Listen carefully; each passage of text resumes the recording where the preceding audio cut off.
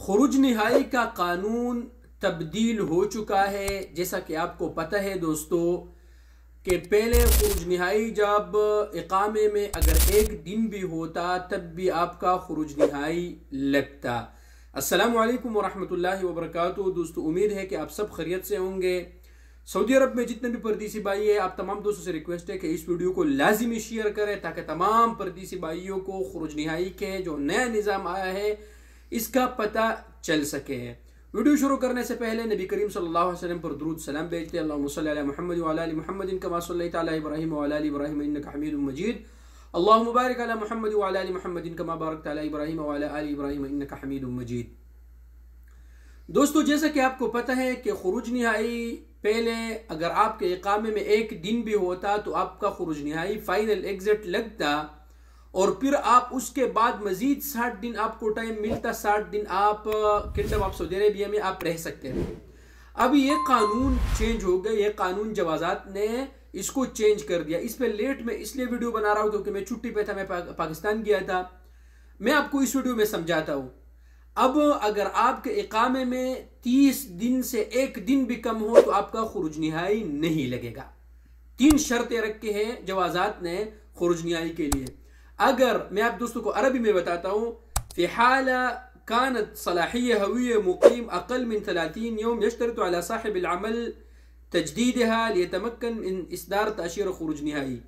यानी अगर आपके इकामे में 30 दिन से कम है तो साहिबुल अमल के लिए यह शर्त है कि वो पहले इकामा तजदीद करें, उसके बाद खुरूज निहाई लगाए। एक शर्त तो ये होगी, अगर 30 दिन से कम हो खुरूज निहाई नहीं लगेगा।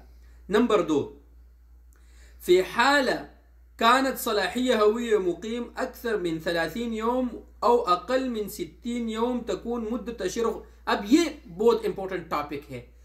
देखिए दोस्तों, अगर आपके इकामे में 30 दिन से 45 दिन हो, 55 दिन हो, 50 दिन हो तो उसी अगर आपको खुरूज निहाई लगा तो उस हिसाब से फिर आपने वही दिन गुजारने, यानी 60 दिन का टाइम आपको नहीं मिलेगा।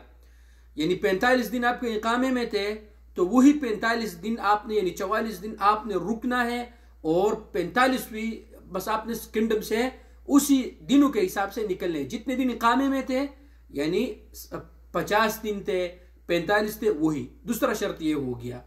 अब आखिर शर्त क्या है दोस्तों? आखिर शर्त यह है दोस्तों, फी हाल कानत सलाहिय्यह हविय्य मुक़ीम 60 यौम और अक्सर तकून मुद्दत तशरीह।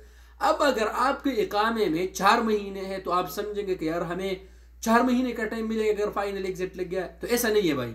अगर आपके इकामे में 60 दिन से ज्यादा है तो फिर आपको फाइनल एग्जिट लगेगा और आपको 2 महीनों का टाइम मिलेगा।